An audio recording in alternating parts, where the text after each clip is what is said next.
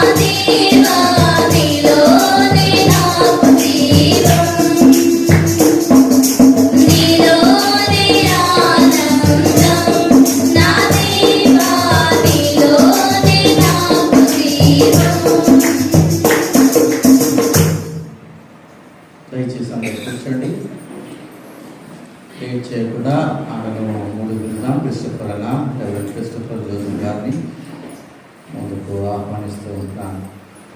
ఓంకార్ ఎక్కడ పోయాడు? ఓంకార్ లేడు. ఇంకెవరు ఎక్కడ పోయాడు? సంబడి వెంట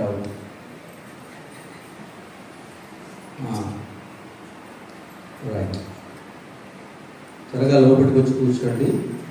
వాతావరణం చాలా ఉంది కాబట్టి పనిచేస్తాను.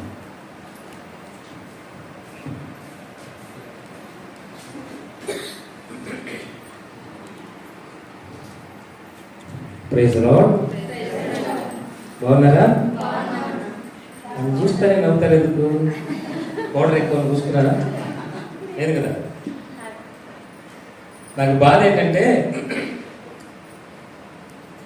ఎప్పుడు నేను మైక్ తీసుకున్నా కరెంట్ పోతుంది.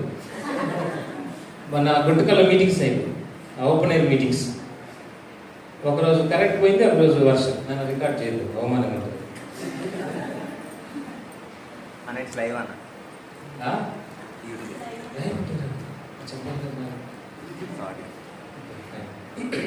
చాలా సంతోషం. దేవుని మహాకృప వలన మనమందరం తిరిగి ఒక కుటుంబంగా చేరుకున్నాం. ఆమేన్, ఆమేన్. ఉద్యోగం ఉండాలి. చక్కటి వర్తమానం ప్రభాకరన్ గారు ఆయన ద్వారా దేవుడు రప్పించాడు, ఆత్మ ద్వారా. నన్ను కూడా దేవుడు ఒక 2 విషయాల్లో తాకాడు. కనుక నేను కూడా సరి చేసుకోవాలి. వాక్యం ఎప్పుడు ఎవరితో మాట్లాడినా మనం సరి చేసుకోవాలి. ఆమేన్. చిన్నగా చెప్తారు చూడు. కనుక దేవునికి ఘనత, మహిమ, ప్రభావాలు ఆరోపిస్తున్నాం ఈ శ్రేష్టమైన సమయాన్ని కొరకై. ఆ తర్వాత మా ప్రియులు, మా ఆత్మీయ అన్నయ్య జాబిషాన్ గారు నన్ను ఎంతగానో అభిమానించి నన్ను ప్రోత్సహించేటువంటి అన్నయ్యకు, వదినమ్మకు నేను మనస్ఫూర్తిగా వందనాలు తెలియజేస్తున్నాను. దైవ సేవకులు, అనుభవజ్ఞులు, వయసులో పెద్దవారు, అనేక చోట్ల వాడబడుతున్నారు. ప్రభాకర్ అన్న గారికి కూడా నేను మనస్ఫూర్తిగా వందనాలు తెలియజేస్తున్నాను. మీకు కూడా వందనాలు. ఎందుకని బాగా వింటారు కనుక. ఆమేన్. మీరు బాగా వింటారు, బాగా నవ్వుతారు, బాగా మర్చిపోతారు కదా తొందరగా. అన్న ఏం చెప్పినాడో అది సాయంకాలం అడుగుతాం మళ్ళీ. అది రాసుకోండి, ఎందుకని వస్తుంది. రైట్. చాలా సంతోషం. అన్న వర్తమానం ఇస్తున్నప్పుడు ఒక పాయింట్, జాబిజన్న గారు నాతో మీరు రావాలన్నప్పుడు నేను ప్రభు సన్నిధిలో ప్రార్థన చేస్తున్నప్పుడు ఒక సెంటెన్స్, ఈ 2 సెంటెన్సెస్ మీకు తెలియజేయాలని ఇష్టపడుతున్నాను. ఇదే వాక్యం అన్న చెప్పింది. నేను ఎహెజ్కేలు గ్రంథంలో చూశాను, కానీ ఆ ప్రభాకర్ అన్న ఇర్మియా గ్రంథం 5:1 ఆ మాట చెప్పాడు. ఆయన నీతిమంతుల కొరకు, నమ్మకమైన వారి కొరకు వెతుకుతూ ఉన్నాడంట. మరి మనలో కనపడాలి, ఆయనకు మనము కనపడాలి, మనలో అలాంటి వారు ఉండాలని ఆయన ఇష్టపడుతున్నాడు. పోయినసారి కూడా ఇదే రీతిగా నోయల్ క్రిస్టియన్ మాట్లాడింది. మరి నేను తెచ్చినటువంటి వర్తమానం పోయినసారి అయిపోయింది. ఈసారి కూడా మీరు గమనించారు, మరి ప్రభాకర్ అన్న గారు ప్రభు ఆయనతో మాట్లాడి తెచ్చినటువంటి వర్తమానం, నేను మోకాళ్ళ మీద అడుక్కున్నటువంటి వర్తమానం మరి ఒకటేగా ఉన్న దేవుడు కార్యం చేయబోతున్నాడు. ఆమేన్. ఏంటంటే ఒకటి నా హృదయంలో వచ్చినటువంటి మాట, నేను అనుకున్న మాట మీతో పంచుకోవాలి. ఈ రిట్రీట్ అయిపోయే లోపల, సాయంకాలం లోపల మీరు 2 సెంటెన్స్ గుర్తు పెట్టుకోవాలి. ఒకటి ఏంటంటే మీతో మీరు మాట్లాడుకోవాలి. అర్థమైందా? మీతో మీరు మాట్లాడుకోవాలి. అనేక మందితో, ఇతరులతో మీరు మాట్లాడుతూ ఉంటారు, అది సహజమే. చాలామంది ఫ్రెండ్స్, స్నేహితులు, బంధువులతో మాట్లాడుతూ ఉంటారు. కానీ నీతో నీవు మాట్లాడుకునే అనుభవాన్ని నువ్వు సంపాదించుకోవాలి. ఈ అనుభవం ఎవరికి ఉంది బైబిల్లో? ప్రాముఖ్యంగా చూస్తే దావీదుకుంది. దావీదు ఏమంటున్నాడు తన కీర్తనలో? నా ప్రాణమా అని తన ప్రాణంతో మాట్లాడుకున్నాడు కదా, గుర్తొచ్చిందా? కనుక మనం కూడా ప్రతి దినాన ఉదయాన్నే ప్రార్థన చేసుకున్న తర్వాత, రాత్రి పడుకోక మునుపు, నేను ఈ దినాన ప్రభుకి ఇష్టకరంగా బ్రతికానా, లేదా లోకానికి దగ్గర అవుతున్నానా, ప్రభుకు దూరం అవుతున్నానా, ప్రార్థన చేసుకున్నానా, ఇలాంటి నా ఆత్మీయ స్థితి ఎంతవరకు ఉంది, నేను ఇంకా బలహీన పడిపోతున్నానా, గత వారంలో సేవకులు చెప్పినటువంటి వర్తమానం నేను మర్చిపోయానా, నీకు నీవే మాట్లాడుకునే అలవాటు నువ్వు ప్రాక్టీస్ చేసుకోవాలి అంట. వింటున్నారా? ఏంటి సెంటెన్స్? నాకు నేనే మాట్లాడుకోవటం ప్రారంభించాలి. ఓకే, నీకు నీవే మాట్లాడుకోవడం. రెండవది, దేవుని సన్నిధిలో నీవు లోకాన్ని తప్పించుకొని దాక్కుని ఉండాలి, దాచబడి ఉండాలి. అలాగా దాచబడిన వారు, దాగుకున్న వారు దేవుని ప్రణాళికలో ఉంటారు. వారు ఎన్నిటికైనా లేఖనాల్లో రాయబడినటువంటి వారు దేవునికి ఇష్టలు. ఒకటి చూస్తే మోషే దాచబడ్డాడు కదా. అవునని చెప్పండి. నేను చెప్పాను కదా ఇంతకుముందు, నేను ఏ ప్రశ్న వేసినా మీరు అవునంటే సరిపోతుంది. అట్లాంటి ప్రశ్న వేస్తాను నేను. అవునని చెప్తాను. మోషే దాచబడ్డాడు, నాయకుడు అయిపోయాడు కదా. అలాగే క్రొత్త నిబంధనలోకి వస్తే ప్రభుని యేసుక్రీస్తు వారు కూడా మరియ గర్భంలో ఉన్నప్పుడు ఐగుప్తుకు వారు పారిపోయారు, దాచబడ్డాడు. రాజాదిరాజు రక్షకుడు అయిపోయాడు. దాచబడిన మాత్రమే కాదు, కానీ లోకం నుండి మనం దూరం కావాలి. లోకంలో కొన్ని సందర్భాలు వచ్చినప్పుడు దాగుకోవడం అలవాటు చేసుకోవాలి. మనకేం అలవాటు? దాక్కోవడము. మీకు బాగా తెలుసు. పాస్టర్ వస్తుంటే దాక్కుంటాం, చర్చ్ అంటే దాక్కుంటాం, బైబిల్ స్టడీ అంటేనే బాగలేదు, కొంచెం ఆరోగ్యం బాగలేదు, ఉపవాసం పడతానంటే దాక్కుంటాం, రాకుండా. అలాగే దాక్కోవడం అలవాటు. కానీ దినాన రెండవదిగా ప్రాముఖ్యమైన మాట, లోకం నుండి నువ్వు దాగుకొనటం నువ్వు నేర్చుకోవాలి. పౌలు గారు కూడా దాచబడ్డాడు. ఒక సందర్భాన మరణం నుండి తప్పించబడ్డాడు. చాలా మీరు వాక్యంలో మీరు ధ్యానించుకోవచ్చు. యోహాను కూడా వారి శాస్త్రులు పరిశీలు వారి మధ్య నుండి అరణ్య ప్రాంతమునకు వెళ్ళిపోయాడు. తనకు తాను దాచుకున్నాడు, తన జీవితాన్ని దాచుకున్నాడు. తిరుగులేనటువంటి ప్రవక్తగా నిలిచిపోయాడు, హత సాక్షిగా నిలిచిపోయాడు. ఒకటేంటంటే ఒక ప్రశ్న, అందరూ ఎందుకు బ్రతుకుతారు, ఎందుకు పుడతారంటే జీవించడానికి అంటారు. కానీ మనం విన్నాం ఇదివరకే, యేసుక్రీస్తు వారు ఎందుకు జన్మించారు? చనిపోవటానికి. ఈ బిరుదు యోహాను కూడా సంపాదించుకున్నాడు. యోహాను కూడా ఆయన ఎందుకు పుట్టాడు? రాయబడి అంటే అది లూకాసు వార్తలో చదవాల్సిన అవసరం లేదు, కానీ అతడు పుట్టినందున అనేకులు సంతోషించారు. ఎందుకు పుట్టాడు? యేసు ప్రభులాగా మరణించటానికి, హత సాక్షి అవటానికి యోహాను జీవితాన్ని మనం చూస్తాం. తెలుసుకున్నటువంటి విషయం ఏంటి? తెలుసుకోవాల్సినటువంటి రెండవ జాగ్రత్త ఏంటి దినాన అంటే, మొదటిది ఏంటి? నీకు నీవే నాతో నేను మాట్లాడుకోవాలి అన్న కాన్షియస్ ప్రతిదినాన ఉండి నీతో నీవు మాట్లాడుకుంటే నీ స్థితిని ఆత్మదేవుడు తెలియజేసినప్పుడు ఆధ్యాత్మికంగా నువ్వు ఎదుగుతావు, పైకి సరి చేసుకుంటావు. నీకు నీవే వాక్యాన్ని చదువుకొని నీకు నీవే మాట్లాడుకున్నప్పుడు నీవే పరిశుద్ధాత్మ ద్వారా ఒక బోధకునిగా ఆయన నిన్ను నడిపిస్తాడు. నెంబర్ 1. నెంబర్ 2, లోకాన్ని తప్పించుకొని కొన్ని సందర్భాలు నువ్వు దాగుకోవాలి, చిక్కకూడదు. ఏప్రిల్ రాసిన పత్రికనే కదా మీరు ధ్యానం చేసేది. ఇది నాను క్విజ్ అందులోనేనా? అందులో ఉంటుంది, సులువుగా చిక్కున పెట్టు కదా. దానిని తప్పించుకోవాలి, దాగుకోవాలి. ఈ రెండు మాటలు ఎందుకో మరి ప్రభాకరణ వర్తమానం ఇస్తున్నప్పుడు ఈ మాటను గుర్తుకొస్తాను. మీరు గూగుల్లో స్పోర్ట్స్లో మంచి నైపుణ్యత గలవారు ఎవరు, బెస్ట్ ఎవరంటే 2-3 లిస్ట్ ఇస్తారు కదా. లిస్ట్ వస్తుంది, టాప్ 10 లేదా టాప్ 5 పీపుల్. ప్రపంచంలో ధనవంతులు ఎవరు గూగుల్ అని అడిగితే ఏమంటది? ఒక 5 మంది 10 మందిని లిస్ట్ ఇస్తారు గూగుల్ కదా. తెలీదా? గూగుల్ గురించి మాకు ఏమీ తెలియదు అన్నట్టుగా ఉండలేదు. రోజు గూగుల్తోనే కదా మీకు పని. అవునా చెప్పండి. అవునన్నా.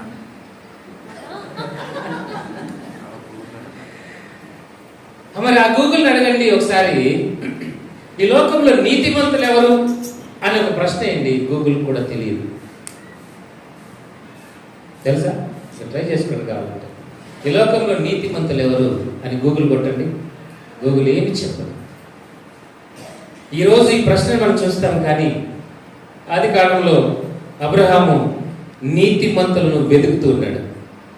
దేవుడు కూడా లోతు అబ్రహాం విషయంలో కదా, సొదొమ గొమొర్రాలో, అయ్యా నీతిమంతులు ఒక 10 మంది ఉంటే చాలా, 50 మంది ఉంటే చాలా అడుగుతొచ్చు. ఒక్కడు తేలాడు. ఎవరైనా లోతని చెప్పండి, లోతని చెప్పండి, చెప్పండి. నేను ఆన్సర్ చెప్తున్నాను కదా, లోతే, డౌట్ వద్దు. అందుకే ఈరోజు ప్రభాకరణ కూడా అదే వచనం తీసుకొచ్చాడు. నీతిమంతుల కొరకు, నమ్మకమైన వారి కొరకు వెతుకుతున్నాడంట. గూగుల్ చెప్పలేనటువంటిది ఆత్మదేవుడు కనుగోగలడు. నువ్వు కరెక్ట్గా ఉన్నప్పుడు యవనస్తురా నమ్మకంగా ఆయన దృష్టికి నువ్వు కనపడాలని ప్రయత్నించి, అంతే క్రైస్తవ జీవితం. ఆయనకి ఇష్టలుగా ఉండిపోతావు అంతే. నువ్వు అన్నిటి కొరకు ప్రయాసపడి నాకు అది కావాలా ఇది కావాలని ఏడవాల్సిన అవసరం లేదు. అవి వచ్చి నీ దగ్గరికి వస్తాయి అంతే. నీకు అవసరమైంది ఏదైనా సరే. వాక్యం సెలవిస్తుంది, నమ్మకమైన వారి కొరకు యెహోవా ఎదురు చూచుచున్నాడంట, వెతుకుతూ ఉన్నాడంట. ఇర్మియా గ్రంథం ఎజికేల్ గ్రంథంలో కనబడడం లేదంట. ఈ ఉదయకాల సమయంలో సీతంపేటలో ఉన్నటువంటి మందిరంలో ఆయన వెతుకుతున్నాడు. ఎవరు నమ్మకంగా నా బిడ్డలు ఉన్నారు, వారిని నేను తీసుకుంటాను, వారిని ఆశీర్వదిస్తాను, వారిని నా పని కొరకై వాడుకుంటానని ఆయన ఎదురు చూస్తున్నాడంట. మరి మనం వచ్చే జవాబు నిరాశగా మిగిలిపోతుంది. ఒక్కరు కూడా కనపడడం లేదు. బహుశా నేను కూడా కనపడడం లేదు ఆయన దృష్టికి. నేను ఒప్పుకుంటున్నాను. వాక్యమైన దేవుడు మాట్లాడుతున్నప్పుడు ఇలాంటి విషయాల్లో పౌరుషం సంపాదించుకోవాలి. ప్రభా ఇన్ని దినాలు నేను లోకానుసారంగా బ్రతికాను, దాసుల ద్వారా కొన్ని విషయాలు తెలియజేస్తున్నాను. నేను నీ కొరకు నమ్మకంగా ఉండడానికి ప్రయత్నం చేస్తా. ప్రభా సహాయం చేయమని అడగాలి. ఆమేన్. దేవుడు తప్పక సహాయం చేస్తాడు.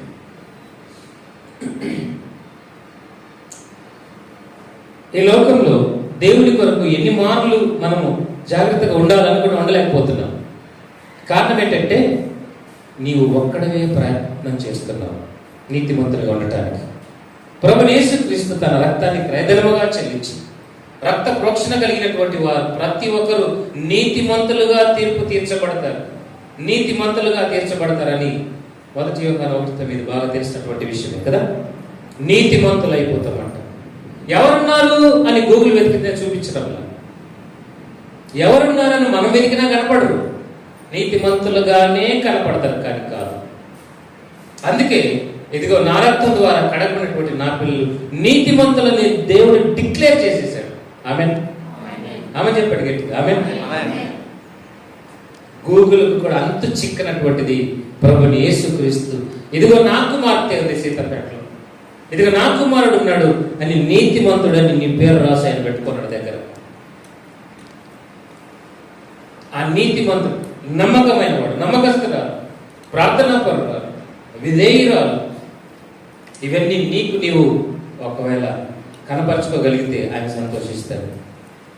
నేను చెప్పాలనుకున్న మాట ఏంటంటే, ఈ లోకంలో నీతిమంతులుగా తీర్పు తీర్చబడ్డాం, కానీ అప్పుడప్పుడు పడిపోతున్నాం. అవునా? మనం ఒప్పుకోవాలి.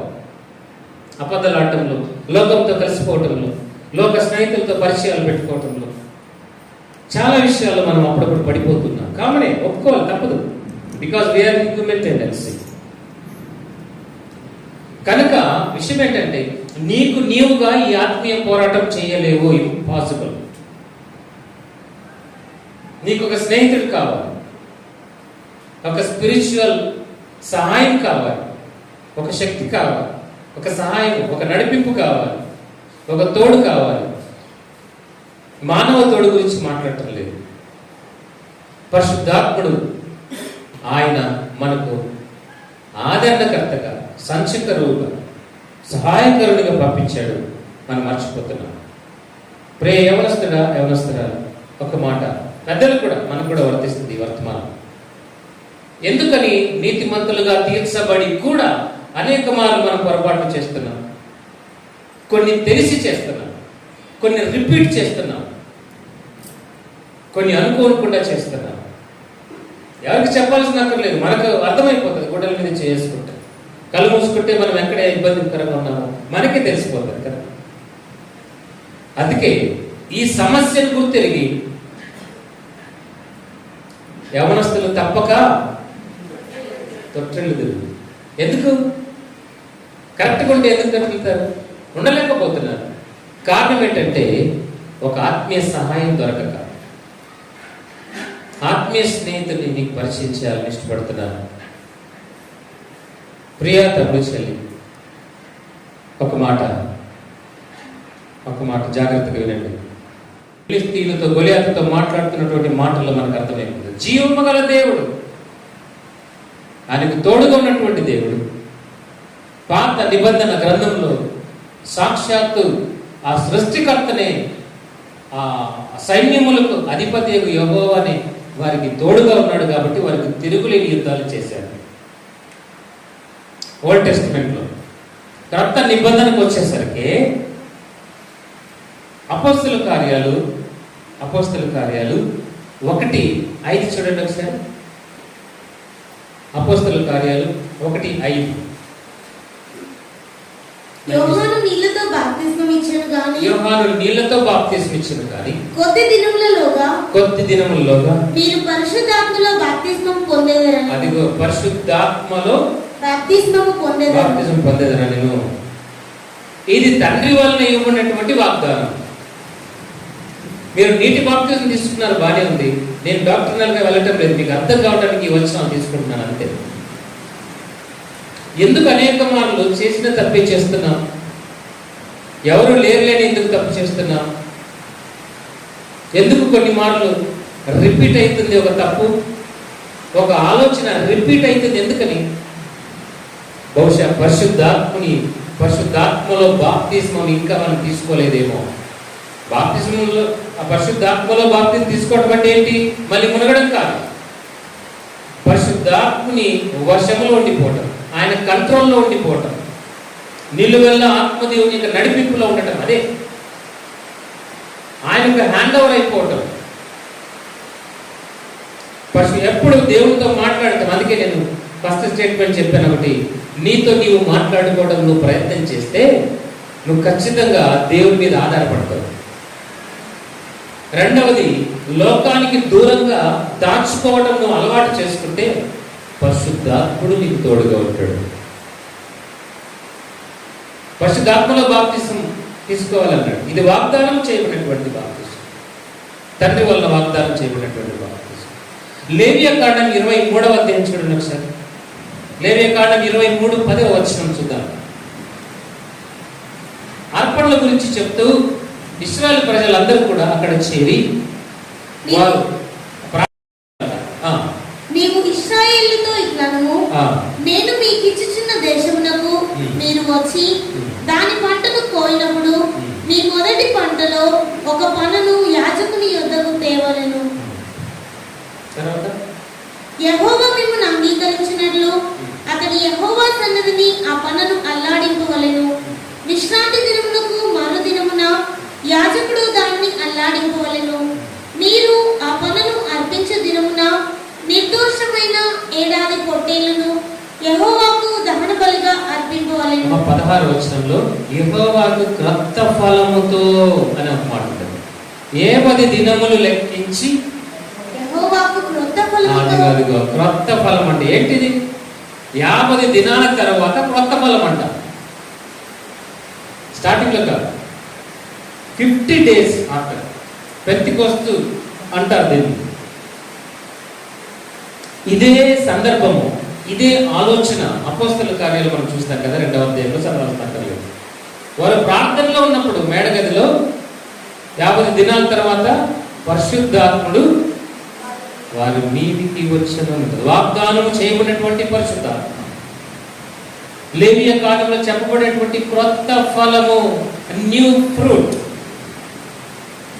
నీలో నువ్వు ఫలించాలి అంటే నడిపించండి ప్రభువా, పరిశుద్ధాత్మ యొక్క ఆయన చేతిలో నన్ను ఉంచండి ప్రభువా, ఆయన ఆలోచన ప్రకారం నడవడానికి సహాయం చేయి ప్రభువును ప్రార్థన చేయాలి.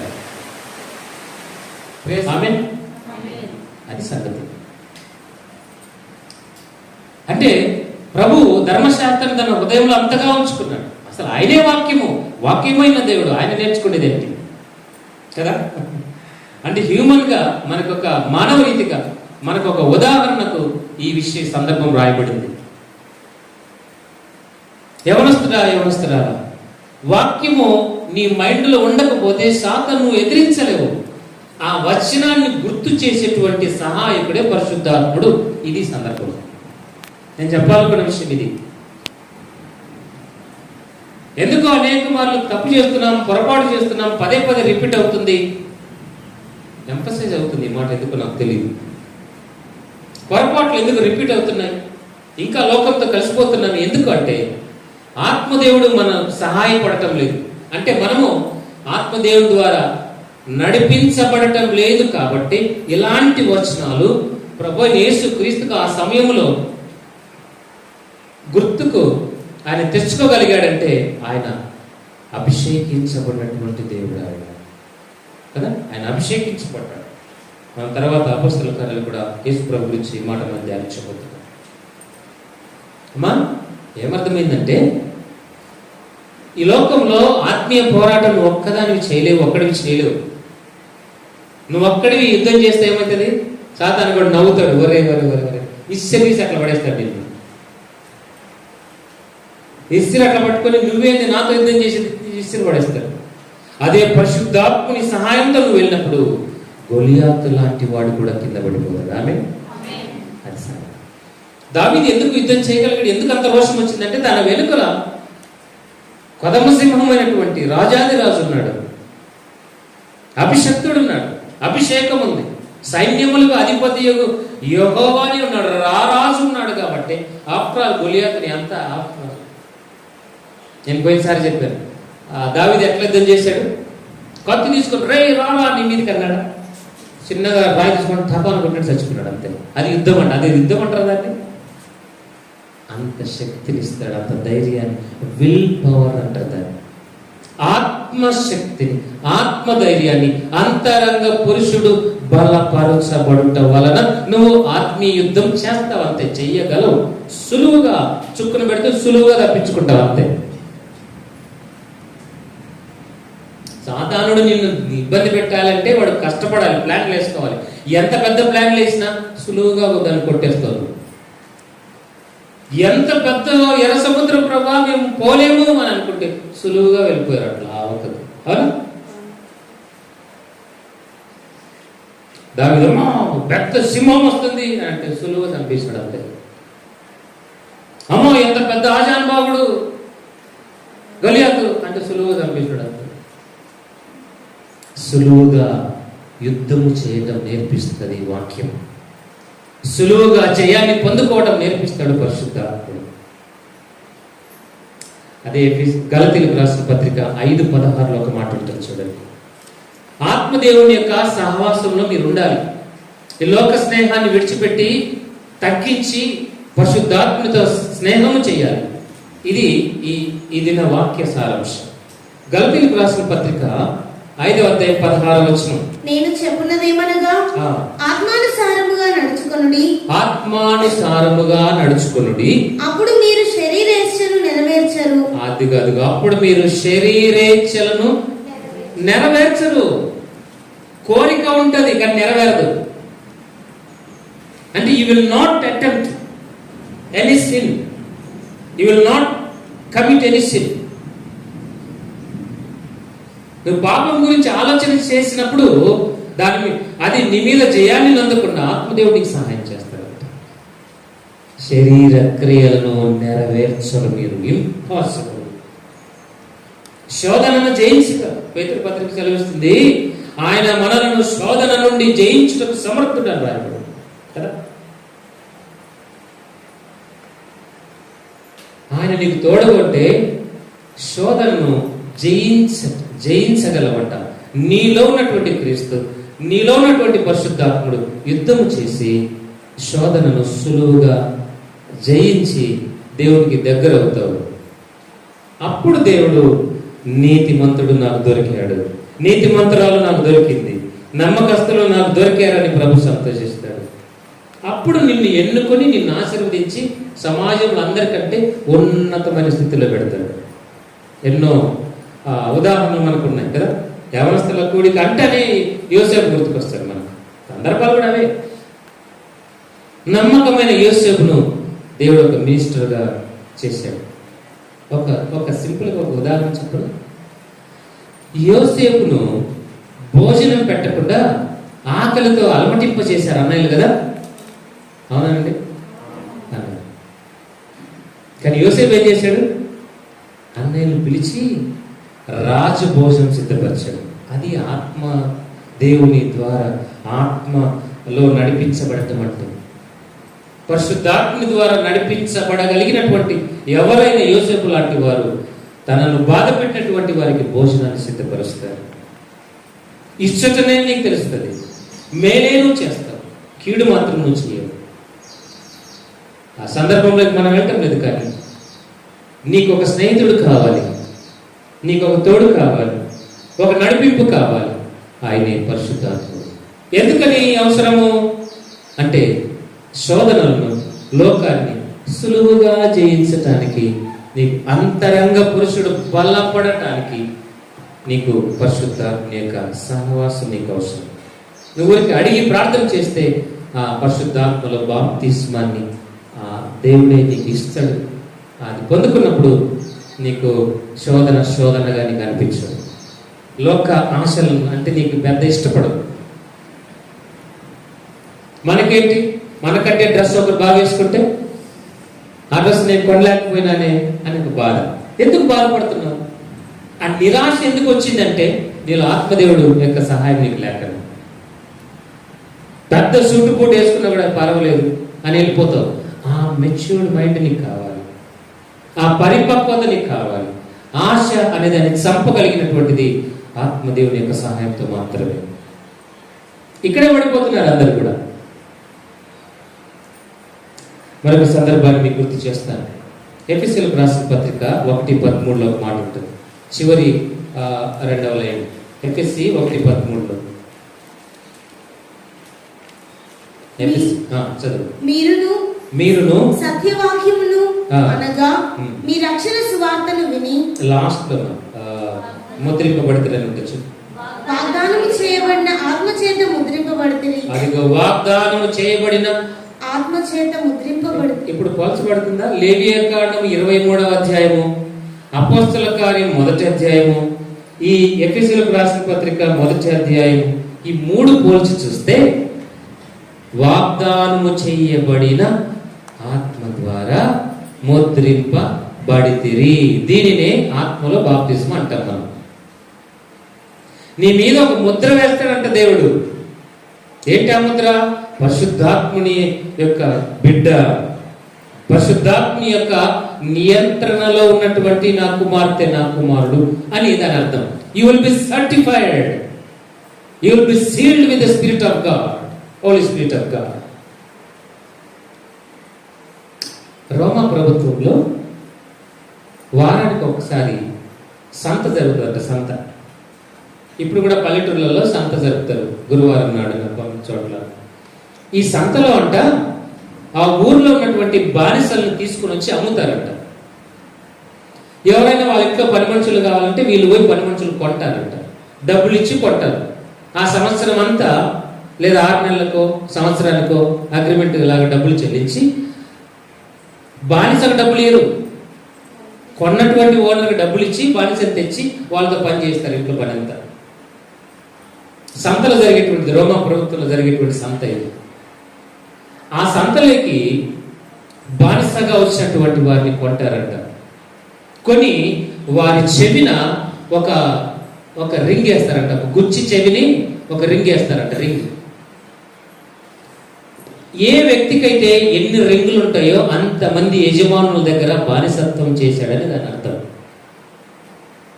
ఇప్పుడు కూడా మనం అక్కడక్కడ సంతకు వెళ్తే అక్కడ ఈ బర్రెల మీద ఏం చేస్తారు, ముద్ర వేసింటారు కదా, చూసారా? దగ్గర పోయేవాళ్ళు మీకు కూడా వేస్తారు, జాగ్రత్త. ఎందుకంటే వాళ్ళకి తెలుసు మీరు కూడా ఒక బానిసని, ముద్ర వేస్తారు.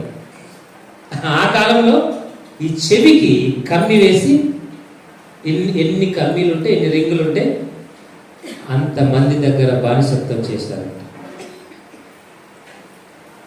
ప్రభు యేసుక్రీస్తు ఇదే రోమా ప్రభుత్వంలో బానిసగా బ్రతుకుతున్నటువంటి నిన్ను నన్ను చూసి తన రక్తాన్ని క్రయధనముగా చెల్లించి, డబ్బు ఇచ్చేసి, డబ్బు అంటే ఆయన రక్తాన్ని ఇచ్చి నిన్ను కొని, అమ్మా అయ్యా నానా నువ్వు ఇక ఎవరికి బానిసవు కాదు, సాతానుకు బానిసవు కాదు, ఎవరి బానిసత్వం కింద నువ్వు ఉండాల్సిన అవసరం లేదు, నిన్ను నేను కొన్నాను, మీరు పరిశుద్ధాత్మ ద్వారా ఇప్పుడు ముద్రించబడ్డారు.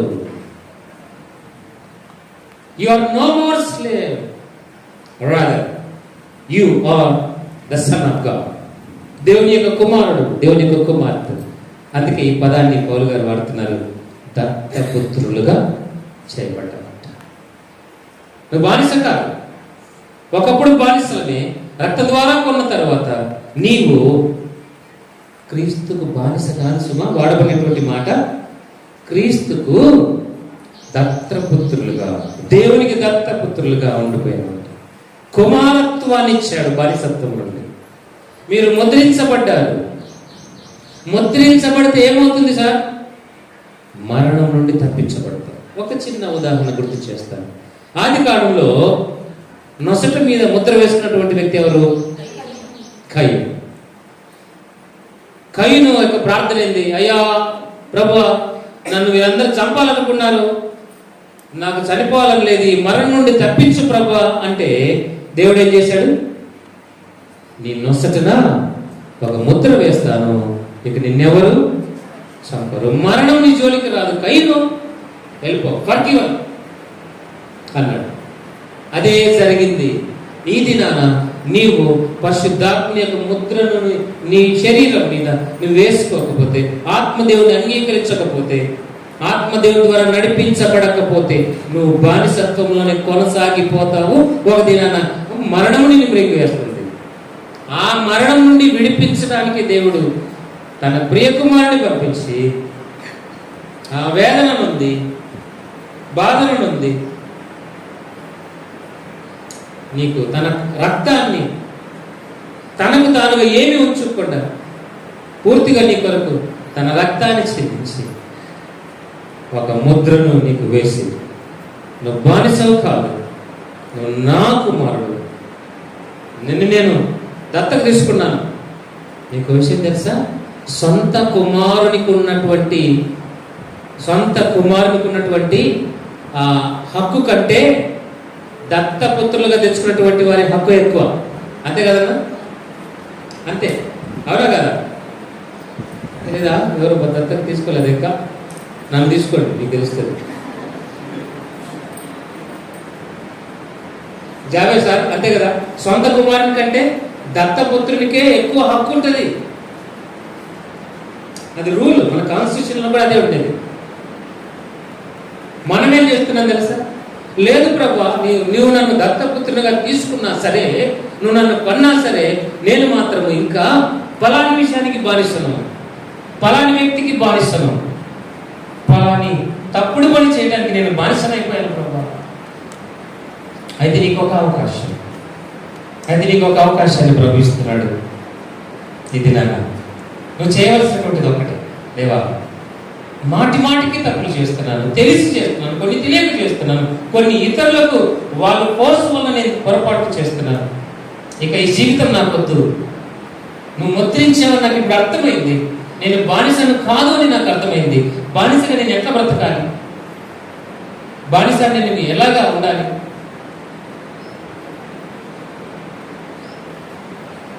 ఒక సామెత ఉంది కదా, శునకమ్మును తీసుకెళ్ళి కనకపు సింహాసనం మీద కూర్చోబెట్టిన శునకమే కదా, కనకము కాదు. కుక్క తీసుకుని సింహాసనం మీద కూర్చోబెడితే బాగుపడుతుంది అంతే, దాని అలవాట్లు ఏం మారదు. అది కాదు. అలాగైపోతున్నామంటే అర్థం ఏంటి? మనం ఇంకా మారడం లేదని. ఈ మధ్య కుక్కలు మారిపోతున్నాయి. కుక్కలు కూడా మనిషి కంటే నమ్మకంగా బ్రతుకుతున్నాయి కదా, విశ్వాసం బాగా బ్రతుకుతున్నాయి కుక్కలు. సందర్భం అది కాదు, కానీ చెప్పనా ప్రియులారా, నువ్వు సహాయం అడగకపోతే ఎవరు నీకు సహాయం చేయరు. పరిశుద్ధాత్ముడా, నా అవస్థ ఇది, ఇక్కడ ఇబ్బంది పడుతున్నాను, నేను ఓవర్కమ్ చేయలేకపోతున్నాను, అంతరంగ పురుషుని బలహీనపరుచుకుంటున్నాను, తప్పక నాకు సహాయం చేయండి. నువ్వు మాట ఇచ్చావు కదా, గలతీ రాసిన పత్రికలో మాట ఇచ్చావు కదా, మీరు ముద్రించబడ్డారని చెప్పావు కదా, ఆ మాట ప్రకారం నన్ను విడిపించండి, నాకు బలం దయచేయండి అని ప్రభువుతో మరలా కట్టబడాలి. నువ్వు అన్న చెప్పింది, మరలా కట్టబడాలి, ముద్రించబడ్డారు. You're no more slaves, you're no more slaves.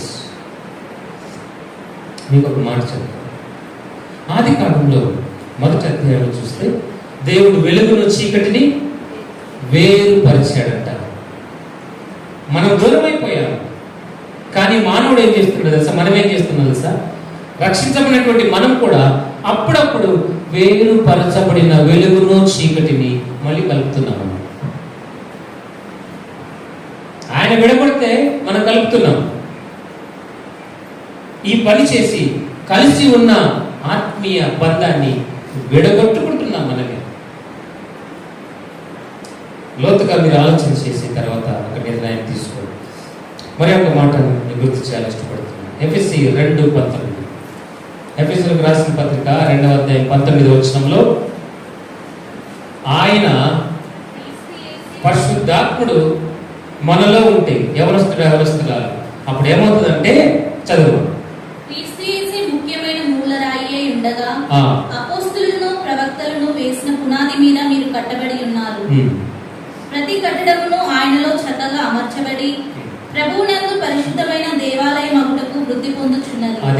దేవాలయం అగుటకు వృద్ధి పొందుచున్నారు. తర్వాత ఆయనలో మీరు కూడా ఆత్మ మూలముగా దేవునికి నివాస స్థలమై ఉంటకు. నివాస స్థలమై రెండవదిగా, మూడవది నివాసం, తర్వాత నివాస స్థలమై ఉండుటకు కట్టబడుచున్నారు.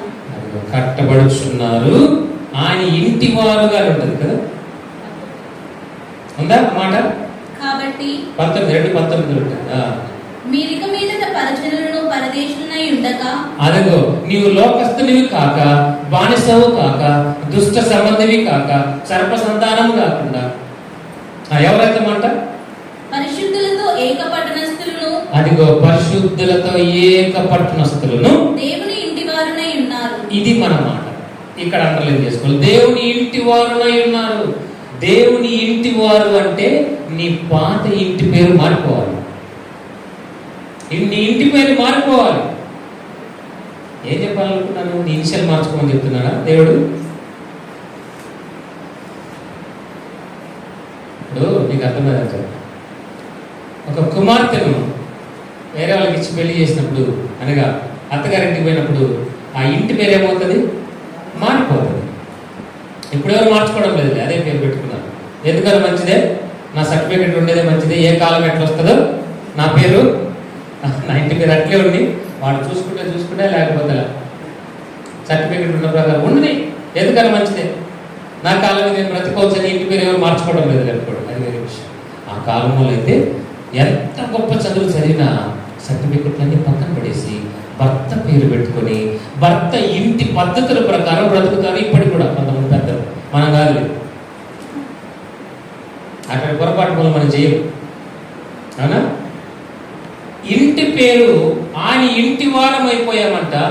ఈ రంగుల వలయము, మోస వలయమైనటువంటి లోకము పేరుతో అన్యుడు, పాపి, దుష్టులము, చీకటి వారము అన్నటువంటి ఇంటి పేరు పక్కకు పెట్టేసి వెలుగు సంబంధులము, విశ్వాసి, దేవుని బిడ్డలము, ముద్రించబడిన వారము, ఆత్మీయులము అన్నటువంటి ఇంటి పద్ధతులు, ఆ ఇంటి ఇనిషియల్ మనం పెట్టుకోవాలంట. ఈ ఇంటికి వచ్చినప్పుడు ఆ ఇంటి పనులు ఒకటి కూడా చేయడానికి వీల్లేదు. నువ్వు ఈ ఇంటి పద్ధతులే ఉండాలి. పెద్ద చెప్పేదంటే, అమ్మా మీ ఇంట్లో ఎట్లున్నా పర్వాలేదు, అత్తగారి ఇంటి ప్రకారము మా ఇంటి పద్ధతుల్లో నువ్వు ఉండాలంటారు కదా. లోకంలో ఉన్నవారు ఆ మాట అంటే దేవుడికి ఏమనాలి? అది చెప్తున్నాడు ఇక్కడ. నీవు దేవుని నివాస స్థలముగా, ఆయన ఇంటి వారిగా మనం మార్చబడాలి. పాత పద్ధతులుగా రాకూడదని దాని అర్థం. పాత ఆలోచనలుగా రాకూడదని దాని అర్థం. లోకపు ఛాయలు నీలో కనపడకూడదని దాని అర్థం. ఆయన ఇంటి వారిగా ఉండాలి. ఎంత గొప్ప మాట ప్రియులారా. ఇంకా కొన్ని లోకానుసారమైనటువంటి ఏవైనా ఉంటే మనం ఆయన ఇంటి వారంగా ఇంకా కాల పరిశుద్ధాత్మునితో సహవాసం చేయడం లేదు. మనం కొనబడలేదు ఇంకా సరిగ్గా. కొనబడినా కూడా కొనబడనట్టే ఉన్నాం. మనం దేవునికి దత్తపుత్రులుగా ఉండటం ఇష్టం లేక బానిసలుగా బ్రతుకుతున్నాం అనేక చోట్ల. ఎవరికి తెలియకుండా కొన్ని విషయాలకు బానిసం అయిపోతున్నాం. ఎవరొస్తురాలు నీకు తెలుసు ఆ విషయం, అక్కడ సరి చేసుకో. అది చెప్తున్నాడు ప్రభు. ఈ పరిశుద్ధాత్ముడు, ఈ నిజ స్నేహితుడు, ఈ మంచి దేవుడు, నీ అంతరంగ పురుషుని, నీ అంతరంగాన్ని బలపరిచేటువంటి ఈ ప్రభువు నీకు ఏ సహాయం చేస్తాడో తెలుసా? నిజంగా నేను చాలా ఈ మాట వచ్చిన చదువుతున్నప్పుడు చాలా విధేయుడని అయిపోయాను. నాకు మనసు విరిగిపోయింది. ప్రభా, నా కొరకు మీరు ఎంత సహాయం చేస్తున్నారా? రోమీలకు రాసిన పత్రిక 8వ అధ్యాయం 26వ వచనాన్ని చూద్దాం. రోమీలకు రాసిన పత్రిక 8వ అధ్యాయము 26వ వచనం. అటువలే ఆత్మయు మన బలహీనతలను చూచి సహాయం చేయుచున్నాడు. అదిగో సహాయం చేస్తున్నాడు అంటే ఏం సహాయం చేస్తున్నావు పరిశుద్ధాత్ముడా మాకు అని ప్రశ్న వేసుకుంటే కింద ఉంటుందన్నమాట. ఏలైనగా మనము యుక్తముగా ఎలాగో ప్రార్థన చేయవలెను. అది కనుక మనకు ప్రార్థన చేయటం తెలియదు కాబట్టి, మనకు తెలియదు గాని ఉచ్చరింప శక్యము గాని మూలుగులతో ఆ ఆత్మ తానే మన పక్షముగా విజ్ఞాపన చేయుచున్నాడు. చూసారా, నీకు ప్రార్థన చేయటం చేత కాదు కాబట్టి నీ పక్షమున పరిశుద్ధాత్ముడు ఉండి నీ కోసం ప్రార్థన చేస్తున్నాడంట. మీరు చెప్పండి, ఇంతకాలం మీరు సహవాసం చేసినటువంటి నీ స్నేహితులలో ఎవరైనా నీ కొరకు ఉచ్చరింప శక్యము కానీ, మూలుగులతో కానీ, ఏడుపుతో కానీ, బాధతో కానీ, భారముతో కానీ ప్రార్థన చేసిన వారు ఎవరైనా ఒకరు ఉన్నారు? ఒకరిని చూపించు. సేవకుడు తప్ప లేరు, కనపడరు. అది లోకం అంటే. ఇప్పటికైనా తెలుసుకోవాలి యవనస్తులా, నీ కొరకు నువ్వు ప్రార్థన చేయడం నీకు చేత కాదంట. అవును, చేత కాదు. ఎందుకు కాదు? మనం మాట్లాడుకున్నాం. మనం ప్రార్థన చేస్తే ఏముంటుంది? మొత్తం డిమార్ట్ లిస్ట్ ఉంటుంది అక్కడ కదా. రేషన్లో ఉప్పు, కారము, చెప్పండు, బ్యాళ్ళు ఇవే ఉంటాయి. డబ్బు అవి అయిపోయినాయి, ఫీజులు కట్టాలా, బట్టలు లేవు, క్రిస్మస్ వస్తుంది, బంగారు కొనాలి, ఈ లిస్టే ఉంటుంది అక్కడ. వాళ్ళకంటే మంచి చీర కొనిచ్చు ప్రభా మాకు డబ్బులు తక్కువైనప్పుడు ఇదే ఉంటుంది. చేత కాదు. మనం ఒక మెచ్యూర్డ్ పరిపక్వత కలిగినటువంటి విశ్వాసిగా మనకు చేత కావటంలా. ఏం ప్రార్థన చేయాలి? నువ్వేం ప్రార్థన చేయాలి? ఆత్మదేవుడా, శోధనను జయించడానికి నాకు వాక్యాన్ని గుర్తు చేయండి, విధేయతగా ఉండటానికి నాకు లోబడే స్వభావం దయచేయండి, వాక్యాన్ని చదవటానికి నా హృదయాన్ని మీరు కాన్సన్ట్రేషన్ దయచేయండి, నా మనసు దయచేయండి. అయ్యా, పలాని వాళ్ళతో మాట్లాడడానికి నాకు ఒబీడియన్స్ దయచేయండి, శోధన జయించడానికి నాకు నియంత్రణ కలుగు చేయండి, కంట్రోలింగ్ పవర్ దయచేయండి. ఇది ప్రార్థన చేయటం. ఇలాగ ప్రార్థన చేయడం నీకు తెలియదు కాబట్టి నీ పక్షమున ఈ పరిశుద్ధాత్ముడు వచ్చి, అయ్యా వాళ్ళకి తెలియదు ప్రభా, వాళ్ళకి తెలియదు ఆయన నిన్ను పక్కకు తీసుకొని నిన్ను కప్పుతూ, నిన్ను కవర్ చేస్తూ, నిన్ను తన వెనక్కిలాగా తీసుకొని, ప్రభా ఈయన పక్షమున, ఈ కుమార్తె పక్షమున నేను అడుగుతున్నాను, పొరపాటు అయిపోయిందయ్యా, క్షమించయ్యా, సహాయం చేయ్యా. ఏదో పొరపాటు, చిన్నపిల్లడు, చిన్న పాప, తప్పు అయిపోయిందయ్యా, అతన్ని క్షమించు, అతన్ని ఆశీర్వదించు, ఉచ్చరింప శక్యము కాని మూలుగులతో ఏడుస్తాయా, సహాయం చేయి. పరిశుద్ధాత్ముడు చేసేటువంటి గొప్ప కార్యం. ఇలాగ నా బహుశా మన అమ్మ నాన్న కూడా చేయలేదేమో, చేసిండొచ్చు చాలా మంది. ఇలాగున నువ్వు ప్రాణం పెట్టేటువంటి నీ స్నేహితురాలు చెయ్యలేరు. రాసుకోండి మాట. ఇలాగున నీకు నీవుగా కూడా చెయ్యలేదు ఇంతవరకు ప్రార్థన. ఎస్, తండ్రి నా బ్రతికిది నాయన అని కన్నీటితో ప్రార్థన చేయక ఎన్ని దినాలు ఆయన చెప్పండి. నీకు నువ్వుగా ప్రార్థన చేసుకోలేకపోతే అందుకే ఈ పరిశుద్ధాత్మను ఆహ్వానిస్తే నీ పక్షమున ప్రార్థన చేస్తారంట. వచ్చిన శక్తి. A prayer warrior is there continuously for you. A great supplication is being on behalf of you. ప్రభుని యేసుక్రీస్తు వారు తండ్రి కుడి పార్శ్వమున కూర్చొని నీ కొరకు విజ్ఞాపన చేస్తున్నాడంట. ఒక ఆయన అక్కడ ప్రభుని యేసుక్రీస్తు నీలో ఉన్నటువంటి పరిశుద్ధాత్ముడు ఏం చేస్తున్నాడు? నీ పక్షమున మూలుగుచ్చు, అయ్యా బలహీనురాలు నాయనా నా కుమార్తె, క్షమించు ప్రభా, బలం తెచ్చే నాయన, బలహీనుడు ప్రభా, చేసిన తప్పే చేస్తున్నాడు, ఏమనుకోవద్దు నాయన, మీ ఉగ్రతను చూపించదయ్యా, కాపాడు ప్రభా, క్షమించు ప్రభా, సమాధానం దయచేయి ప్రభా, శిక్ష నుండి తప్పించు ప్రభు అని మూలుగుచున్నాడంట పరిశుద్ధాత్ముడు. ఇంతగా సహాయం చేస్తున్నటువంటి, నీకు తెలియకుండా సహాయం చేస్తున్నటువంటి పరిశుద్ధాత్ముని నువ్వు దుఃఖపరచకూడదు కదా. ఎఫెసీ 4:30 అదే ఉంటుంది కదా. ఎఫెసీ 4:30 చూడండి. ఎఫెసీ 4:30 దేవుని పరిశుద్ధాత్మను దుఃఖపరచకుడి. అది కనుక దేవుని పరిశుద్ధాత్మను దుఃఖపరచకుడి. చాలు, ఇన్ని మేలులు చేస్తున్నటువంటి ప్రభువు దుఃఖపరచడు. ఆత్మదేవుడు ఇంకొక వచనాన్ని గుర్తు చేస్తారు. అపోస్తలుల కార్యాలు 16:6 వచనం చూద్దాం.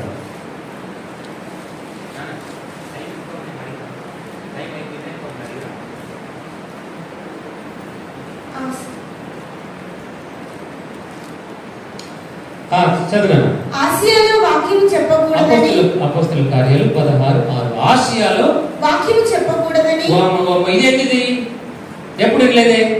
ఎవరు చూసిన వాక్యం చెప్పమని చెప్తారు కదా, ఎవరు చూసిన సువార్త చేయమని చెప్తారు కదా.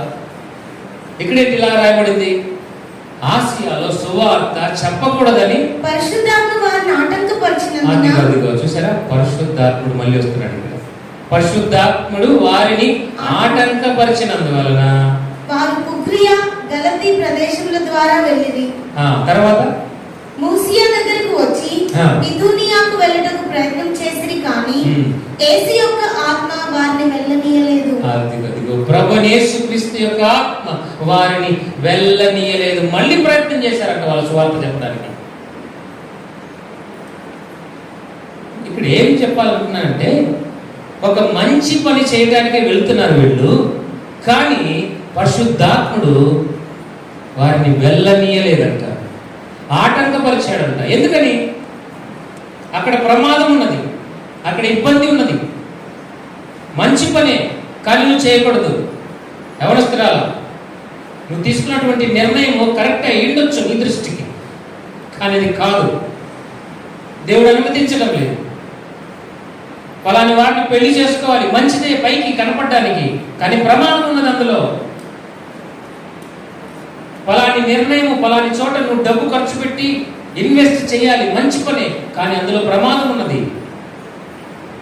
పరిశుద్ధాత్ముడు ఆటంకపరిచినందువలన, ఆటంకం అంటే మనకి ఇష్టం లేదు. నువ్వు ఏమడిగితే అది జరగాలి, ఏమడిగితే జరగాలి. అది మన భక్తి జీవితం.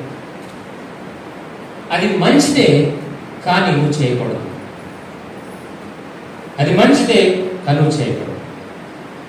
ఒకసారి ఒక పాస్టర్ గారు వాళ్ళ ఇంటికి వస్తాడని తెలిసింది ఒక అబ్బాయికి. యవనస్తులు కదా, యవనులు కాబట్టి చెప్తున్నాను, మీరు పెద్ద కొత్తగా ఫీల్ అయిపోతుంది, అందరికి తెలిసిన విషయం. ఆ యవనస్తుడు పాస్టర్ గారు వాళ్ళ ఇంటికి వస్తారని తెలిసింది. ఈ యవనస్తుడు ఏం చేశాడంటే వేరే ఒక అమ్మాయిని ఇష్టపడ్డాడు. ఆ అమ్మాయిని ఇష్టపడి ప్రార్థన చేస్తున్నాడు, ప్రభా మరి ఆ అమ్మాయి నాకు ఇష్టం, నేను పెళ్లి చేసుకోవాలనుకుంటున్నాను. మరి ఎన్నిసార్లు చెప్పినా కూడా మా ఇంట్లో వాళ్ళు అద్దరుతున్నారు, మరి పరిస్థితులు బాగలేవు. ఈరోజు దైవ సేవకుడు మా ఇంటికి వస్తున్నాడు, ఆయన ద్వారా మాట్లాడు ప్రభా నాతోనే ప్రార్థన చేశాడు. దైవ సేవకుడు కదా, ఆయన ద్వారా నాతో మాట్లాడు, నాకు ఒక క్లారిఫికేషన్ ఇవ్వు, నాకు ఒక క్లారిటీ ఇవ్వు, నాకు సమాధానం ఇవ్వు అని ఈ యవనస్తుడు ప్రార్థన చేశాడంట. ఏమని? ప్రభా నేను వాళ్ళ అమ్మాయిని ఇష్టపడ్డాను, అది మీ చిత్తమా కాదా? సేవకుడు మా ఇంటికి వస్తున్నాడు, ఆయన ద్వారా నాకు క్లారిఫికేషన్ ఇవ్వన్నాడు. పాస్టర్ గారు వచ్చారు వాళ్ళ ఇంటికి, అంత ప్రార్థన చేసి ఇంగ్లీష్లో ప్రార్థన చేస్తూ I offer this prayer in the name of Jesus Christ అని చెప్పి బ్లెస్సింగ్ ఇస్తూ బెనిడిక్షన్ ఇస్తూ the grace be with you అన్నాడంట. అంటే కృప నీకు తోడుగా ఉండదు కాక అన్నాడు. వీడు ఇష్టపడినటువంటి అమ్మాయి వారు నీళ్ళలో నుండి వెడలి వచ్చినప్పుడు, నపుంసకునికి పెళ్లికు బాప్తిసం ఇచ్చిన తర్వాత బయటకు వచ్చిన తర్వాత ప్రభు ఆత్మ ఫిలిప్పును కొనిపోయెను. అదిగో ప్రభు యొక్క ఆత్మ ఫిలిప్పును కొనిపోయెను. తర్వాత ఎక్కడ కనపడ్డాడు? అజ్యోతులో కనపడ్డాడు ఫిలిప్పు. కొనిపోబడుట. ఇది అర్థం చేసుకుంటే పాత నిబంధన గ్రంథంలో ఏలియా కొనిపోబడ్డాడు, హానోకు కొనిపోబడ్డాడు. క్రొత్త నిబంధన గ్రంథంలో ప్రభుని యేసుక్రీస్తు తరువాత కొనిపోబడినటువంటి లిస్టులో కనపడుతున్నటువంటి వాడు ఫిలిప్పు. ఈ పరిశుద్ధాత్ముడు ఏం చేస్తాడో తెలుసా? ప్రభువు రాకడలో నీవు ఎత్తబడటానికి, ఆ దేవుని రాజ్యానికి నిన్ను తీసుకెళ్ళటానికి, ఇంట్రడ్యూస్ చేయటానికి ఆత్మ ద్వారా కొనిపోబడతావు. పరిశుద్ధాత్ముడు పరిశుద్ధాత్మని సంచకరువుగా అని చెప్తూ అంత్య దినం వరకు అని ఉంటుంది అక్కడ ఒక మాట. అంటే ఆ చివరి దినం వరకు ఆత్మదేవుడు నీతో కూడా ఉండి నిన్ను తీసుకెళ్ళి నిన్ను కొనిపోబడి దేవునికి అప్పచెప్తాడు. దేవుని రాజ్యంలో చేర్చడానికి ఒక స్నేహితుడు. ఇక చాలా మీరు జాగ్రత్త పడవలసినటువంటి ఒక వచనాన్ని చెప్తారు. కొరింథీయులకు రాసిన 11వ అధ్యాయం, కొరింథీయులకు రాసిన 2వ పత్రిక 11వ అధ్యాయము 4వ వచనం. ఇప్పుడు జాగ్రత్తగా మీరు ఆలకించండి. ఇంతవరకు పరిశుద్ధాత్ముని యొక్క సహవాసము, పరిశుద్ధాత్ముని యొక్క స్నేహము, ఆయన చేసేటువంటి గొప్ప మేలులు, సహాయాన్ని, బెనిఫిట్స్ మనం చూశారు. ఇప్పుడు ఒక ప్రమాదం ఉన్నదంట. చదవండి ఒకసారి. ఏలయనగా వచ్చిన వాడెవడైనను, అదిగో వచ్చిన వాడెవడైనను మేము ప్రకటింపని మరి యొక్క యేసును ప్రకటించినను. అక్కడ మరి యొక్క యేసు అట. వాళ్ళంతా యేసు ప్రభులాగే కనపడుతుంటారు, కానీ కాదు. అబద్ధ బోధకులు హైదరాబాద్ లో చాలా మంది తయారైపోయారు. చూడొచ్చు, చూస్తే తిరణాల్లో ఉన్నట్టుంటారు. దేవుని వాక్యం ఉండదు, వారే కనపడుతుంటారు. వారి సూటుపుటే కనపడాలి, వారి డాంబికమే కనపడుతుంటది, వారి గొప్పతనాలు కనపడుతుంటాయి. మేము ప్రార్థన చేస్తే వారికి బాగా అయిపోయిందని కనపడుతుంటారు. మరి యొక్క యేసులాగా కనపడతారు. జాగ్రత్త. నీకు మాదిరికరమైనటువంటి దైవ సేవకుని వెంబడించాలి తప్ప యేసు ప్రభులాగా నటించేటువంటి వ్యక్తులు వద్దు మనకు. దీని గురించి ఎక్కువ ప్రసంగం అవసరం లేదు. దాని తర్వాత ఇంకేముంది నాన్న, చదువురా. మరి లేక మీరు పొందని మరి యొక్క ఆత్మను మీరు పొందినను. ఇక్కడ మీరు ఆగాలి. మీరు పొందని మరి యొక్క ఆత్మ పొందినాము, మేము పరిశుద్ధాత్మని పొందాము అని అనుకుంటే నిజమైనటువంటి పరిశుద్ధాత్మనికి ఎప్పటికి మీరు పొందుకోలేదు. ఇక్కడ రాబడినటువంటి మాట ఏంటంటే మరి యొక్క ఆత్మ. విన్నారా? అది పరిశుద్ధాత్ముడు కాదు, మరి యొక్క ఆత్మ. ఏమి ఆత్మ? ఈ మరి యొక్క ఆత్మ ఏం చెప్తుంది నీకు? ఏం కాదులేదు, నువ్వు బాప్తిజం తీసుకున్నావు కదా, రక్షణ పొందావు కదా, వాక్యం చదువుతున్నావు కదా, మందిరానికి వెళ్తున్నావు కదా, ప్రార్థన చేసుకుంటున్నావు కదా, ఇక నీకు పరలోక రాజ్యం గ్యారెంటీ లేదు, పర్వాలేదులే అని నిన్ను అడ్జస్ట్ చేస్తూ ఉంటుంది, కాంప్రమైజ్ చేస్తుంటుంది ఈ ఆత్మ లోపల. నాకంటే పెద్దలు వాళ్ళే తప్పు చేశారు, వాళ్ళే అబద్ధం ఆడారు, ఏం పర్వాలేదులే అని నిన్ను కాంప్రమైజ్ చేస్తుంటుంది ఈ ఆత్మ. మీరు పొందని మరి యొక్క ఆత్మ. పరిశుద్ధాత్మునిగానే కనపడుతుంటారు, కానీ పరిశుద్ధాత్మ 100 రూపాయలు తీసుకొని వచ్చి ఒక డూప్లికేట్ నకిలీ 100 రూపాయలు తీసుకొని వచ్చి 100 రూపాయలు అని చెప్పి అంటే మీరు నమ్మి తీసుకెళ్తారు. 120 రూపాయల యొక్క నకిలీ నోటు తీసుకొస్తే ఏమైంది? కనుక్కుంటారు కదా ఈజీగా. ఎందుకని? 120 రూపాయల నోటే లేదు. అందుకే ఇక్కడ చెప్తున్నాడు, మీరు పొందని మరి యొక్క ఆత్మ. పరిశుద్ధాత్మని లాగే కనపడతారు, పవిత్రంగానే కనపడతారు. నామినల్ క్రిస్టియానిటీ, నామకార్థ క్రైస్తవత్వంలో ఉన్నటువంటి వారికి ఇది వర్తిస్తుంది. అది కాదు. పరిశుద్ధాత్మ, నిజమైన పరిశుద్ధాత్మను పొందామా లేదా అని ఒక పరీక్ష చేసుకోవాలి. అపోస్తల కార్యాలు 10వ అధ్యాయం 38వ వచనం.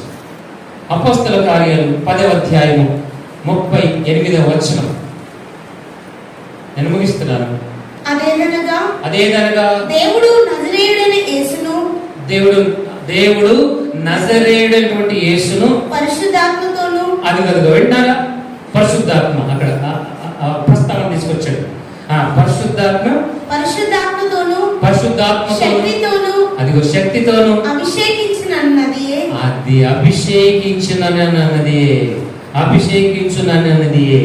అంటే పరిశుద్ధాత్మలో బాప్తిజం తీసుకోవటం అంటే ఏంటంటే రిజల్ట్ ఎలా ఉంటుందంటే చెప్తున్నాడు, ప్రభుని యేసుక్రీస్తు ఒక్కడే, ఆయన ఒక్కరే మనకు మాదిరి. నెక్స్ట్ వచ్చిన చదువునాను. దేవుడు ఆయనకు తోడై ఉండెను గనుక. ఎవరికి తోడై ఉండెను? ప్రభుని యేసుక్రీస్తు దేవుడు తోడుగా, తండ్రి అయిన దేవుడు తోడుగా ఉన్నాడు కనుక పరిశుద్ధాత్మలో అభిషేకించబడ్డాడు కనుక దేవుడు ఆయనకు తోడై ఉండెను కనుక ఆయన మేలు చేయొచ్చు. అది గదుగు ఆయన మేలు చేయొచ్చు ఉండేది. చాలు. ఆయన మేలు చేయొచ్చు ఉండేను. నీవు పొందుకున్నటువంటి ఈ ఆత్మ నీలో ఉన్నటువంటి ఈ ఆత్మ పరిశుద్ధాత్ముడా కాదా ఒక లిట్మస్ టెస్ట్ చేసుకుంటే నీవు మేలు చేయుచూనే ఉంటావు. యేసుక్రీస్తు ప్రభుల వారు ఈ లోకంలో జీవించినంత కాలము ఆయన మేలు చేయుచూ ఉండేది. నీవెవరిని ఇబ్బంది పెట్టవు, ఎవరికి నష్టం తీసుకురావు. నీవు ఒకరిని ఆత్మీయంగా క్రిందకి ద్రోసే పనులు చేయవు, సులువుగా చిక్కున పడవు, దుష్టుని యొక్క ఆలోచనలను తీసుకోవు, దుష్ట స్నేహమును చేయవు, అపహాసకులు కూర్చున్న చోట కూర్చోవడానికి ఇష్టపడవు. ఆయన మేలు చేయుచూ ఉండెను. నీకు నీవు మేలు చేసుకుంటావు, నీ వలన ఇతరులకు మేలు కలుగుతుంది, నీ వలన వినండి, నీ వలన సంఘము అభివృద్ధి కలుగుతుంది. పరిశుద్ధాత్మ యొక్క సహాయము ఇలా ఉంటుంది. మరి యొక్క యేసును చూశాను, మరి యొక్క ఆత్మను చూశాను. దాని కింద ఇంకోటి ఏముంటుంది? కొరింథీయులకు రాసిన పత్రిక 11:4 మరి యొక్క సువార్త ఉంటుంది. దీని గురించి ఇంకోరోజు మాట్లాడుతారు. మరి యొక్క సువార్త అది వాక్యమే, కానీ ఫలభరితంగా ఉండదు, ఆత్మీయ సత్యాలు ఉండవు, గర్తింపు ఉండదు, హెచ్చరిక ఉండదు, మారు మనసుకు సంబంధించినటువంటి ప్రస్తావన రాదు, రక్షణ సువార్త ఉండదు ఆ వాక్యంలో. ఇలాంటి వాక్యాలు కోకొల్లలు పట్టణాలలో అలాంటి వాక్యాలు నేను ఆత్మీయంగా పెంచలేవు. ప్రియులారా, స్నేహితుడా, తమ్ముడు, చెల్లి, నేను మిమ్మల్ని బ్రతిమాడుతున్నాను. నువ్వు ఎందుకు మాటికి తప్పు చేస్తున్నావు? పరిశుద్ధాత్మ సహాయం నీకు లేదు కనుక. నువ్వు ఎందుకు పాపంలో పడిపోతున్నావు? నీకు శక్తి చాలదు, ఆత్మదేవుడి సహాయం కోరుకో. యవనస్తుడా, యోసేపు, దానియేలు ఎంతమంది చెప్పిన కదా, చాలా మంది. ఎపఫ్రోదితు న్యూ టెస్టిమెంట్లో, తిమోతి, ఎంతమంది కలరు మనకు? వారందరూ కూడా ఆత్మదేవుని యొక్క సపోర్టుతో శోధనను జయించారు. దేవునికి నమ్మకమైన వారుగా, ఇష్టులుగా, నీతిమంతులుగా తీర్పు తీర్చబడ్డారు, పరిశుద్ధ గ్రంథంలో రాయబడ్డారు. అలాగ జీవించాలి. నీకు ఇష్టపడటం లేదా? ఇష్టపడుతున్నారా లేదా చెప్పండి. అలాగ జీవించడానికి నాకు ఇష్టమే. అలాగ జీవించడానికి ఆత్మదేవుడు తప్పక సహాయం చేస్తాడు. దేవుడు మిమ్మల్ని దీవించిందిగా. తల వంచిన ప్రార్థన చేయండి. జీవం గల తండ్రి, పరిశుద్ధుడా, మేము స్తుతిస్తున్నాం, ఆరాధిస్తున్నాం. ఏ పాటి వారు, ఎన్నిక లేని వారు, ఎన్నో మార్లు ప్రభా మేము శోధనను జయించలేకపోతున్నాం.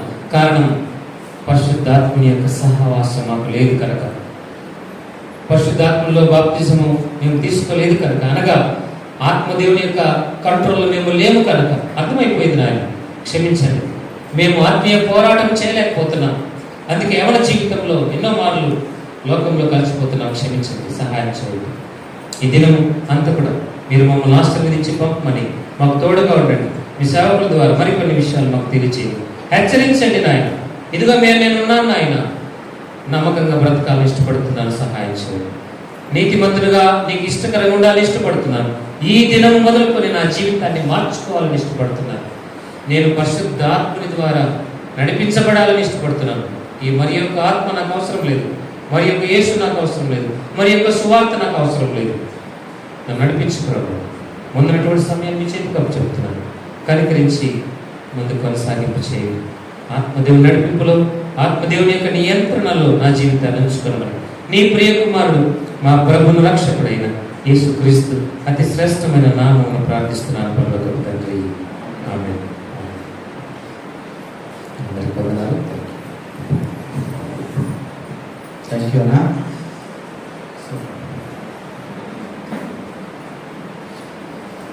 సో ఇప్పుడు లంచ్కి వెళ్తాం. లంచ్ తర్వాత మనకు క్విజ్ గేమ్స్ రెడీగా ఉన్నాయి. క్విజ్